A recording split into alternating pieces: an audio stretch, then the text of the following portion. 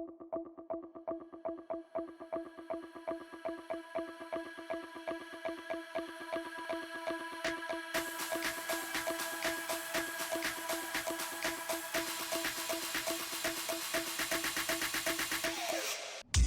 секој гол на Македонија на Европското првенство во ракомет, Моцарт донира по 5000 денари во хуманитарни цели. Повеќе од гол.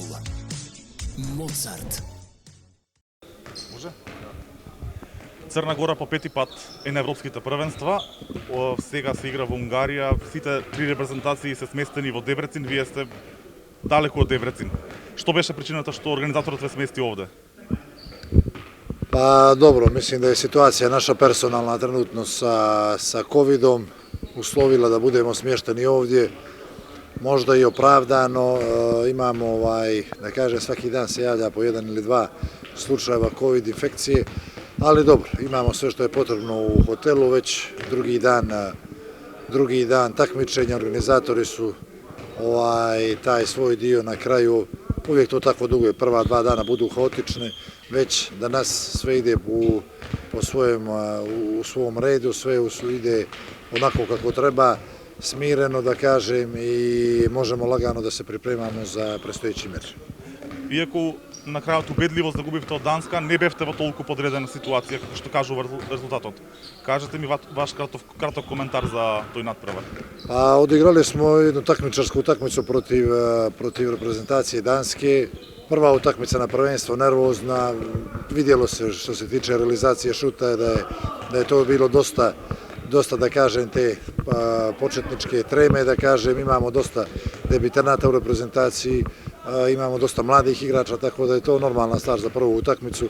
Teško je bilo protiv Danske očekivati nešto, probali smo, nije da nismo probali, spremali smo se koliko smo mogli u ovim uslovima i u ovim mogućnostima što se tiče igračkog kadra. Pokušali smo da odigramo nešto što bi može da nam u ovom momentu što smo mogli sa ovim kadrom. Nadam se da će se ova situacija što se tiče igračkog kadra poboljšati u naredna 2 dana, ali opet kažem, sve do početka utakmice, sutra utakmice je negdje 18 sati do 16 sati i nećemo znati sa čim raspolažemo i u kojoj formaciji možemo da izađemo. Tako da, ovo je takvo prvenstvo, moramo biti spremni na sve i tako i radimo i pokušavamo da kažem, improvizujemo neke stvari do one mjere koliko se može, ali šta je tu je. Селекторот Зоран Рогановиќ се уште не е во Дебрецин, може би ќе биде утре. Како вие се... S obzirom da sam bio playmaker ili srednji igrač u karijeri, tako da ovo su stvari koje sam radio čitavu karijeru, tako da je to sasvim normalna stvar. Sjesti na klupu, u košarci su sve, da kažem, playmakeri, treneri, tako da je u rukometu sa jedan playmaker ili srednji igrač stvari normalne koje se dešavaju. Tako da organizaciono je bilo dosta stvari koje smo morali prve 2 dana da zatvorimo, ali evo na kraju izašli smo sa svim na kraj.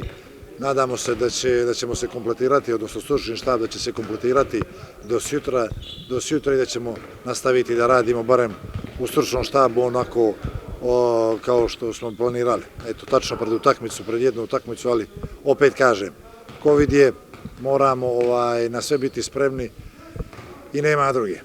Утре ве чека Македонија, голем предизвик, може би место за борба за второ или трето место во групата, ако знаеме дека Данска е прв фаворит. Кои се вашите очекувања од утрешниот надпревар? Dobro, znali smo od početka da je Makedonija sa nama i sa Slovenijom tu, da će se tražiti od te 3 reprezentacije jedan da kažem, jedna koja će proći dalje. Makedonija, izuzetno cijenim ekipu Makedonije, koja već dugo godina konstantno učestvuje na smotrama kako evropskim i tako i svjetskim takmičenjima. Iskusna su reprezentacija, bez obzira što ima dosta mladih igrača i tamo, oni su jako iskusna reprezentacija, iskusni su kao organizacija i čestitam im u ovom priliku na svom radu u prošlosti koji su napravili kao savezi, kao klubovi i ljudi koji rade u savezu, rade to kako treba, tako da očekuje nas ova jedna jako teška, da kažem, utakmica, izuzetno taktički taktički će biti dosta komplikovana utakmica za spremanje. Što se tiče, da kažem, mojeg dijela i dijela stručnog štaba naše reprezentacije, reprezentacija Makedonije posjeduje kvalitet izuzetan. Pokušat ćemo da odgovorimo na to sutra sa ovim što imamo. Nadamo se opet da će zbog covida se poboljšati, da ćemo dobiti možda još jednog ili dva igrača.